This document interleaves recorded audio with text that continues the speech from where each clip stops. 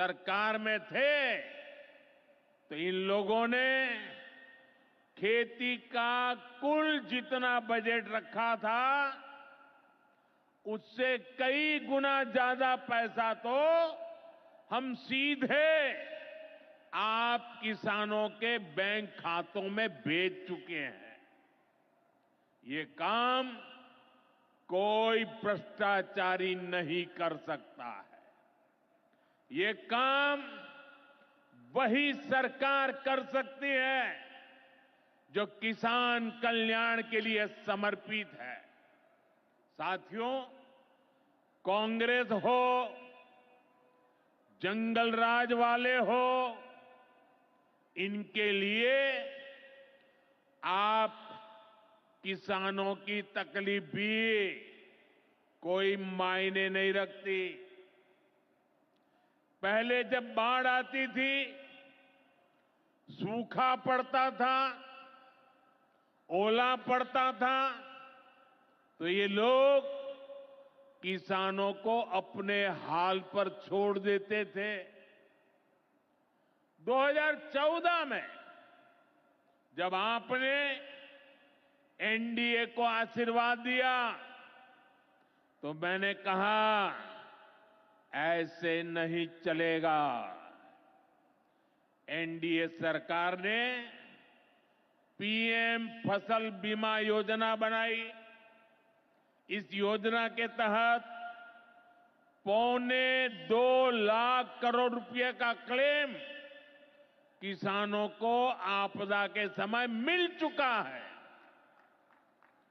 साथियों, जो भूमिहीन है, जो छोटे किसान है, उनकी आय को बढ़ाने में एनडीए सरकार पशुपालन को बढ़ावा दे रही है। पशुपालन गांव में हमारी बहनों को लखपति दीदी बनाने में भी बहुत काम आ रहा है। देश में अभी तक करीब 1.25 करोड़ लखपति दीदी बन चुकी है। इनमें बिहार की भी हजारों जीविका दीदियां शामिल हैं।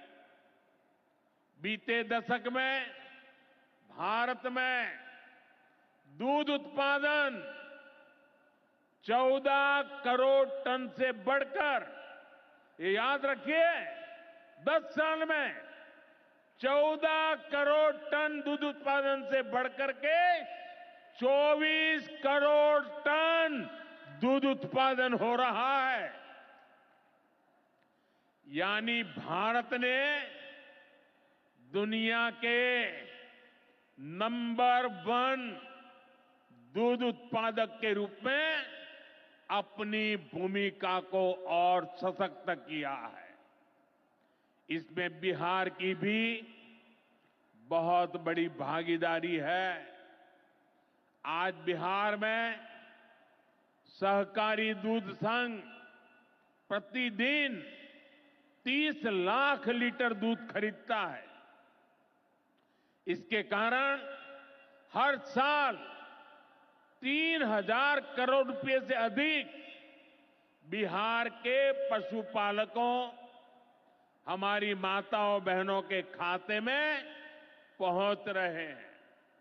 साथियों, मुझे खुशी है कि डेयरी सेक्टर को बढ़ावा देने के हमारे प्रयासों को राजीव रंजन जी, हमारे ललन सिंह जी बहुत ही कुशलता के साथ आगे बढ़ा रहे हैं।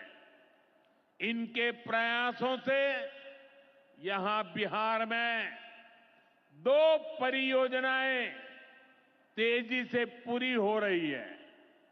मोतीहारी का सेंटर ऑफ एक्सीलेंस बेहतरीन देसी नस्ल की गायों के विकास में मदद करेगा।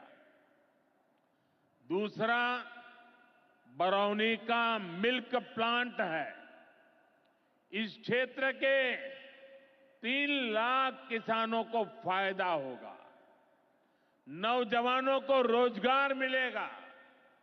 साथियों, हमारे जो नाविक साथी हैं, जो मछुआरे साथी हैं, इनको पहले की सरकारों ने कोई फायदा नहीं दिया।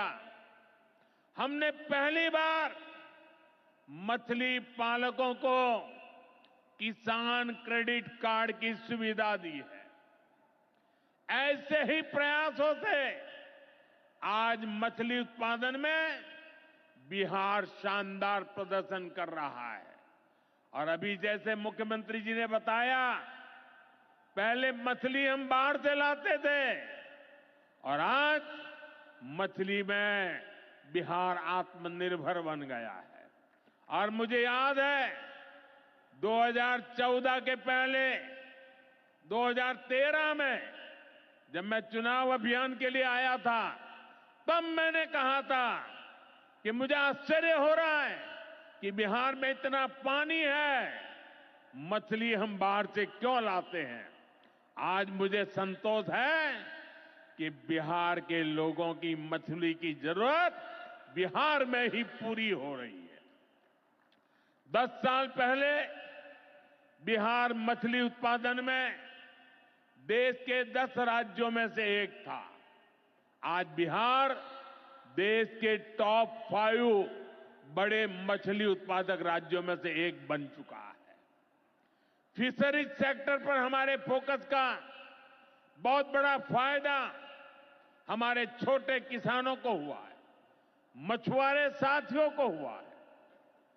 भागलपुर की पहचान तो गंगा जी में रहने वाली डॉल्फिन से भी होती रही है।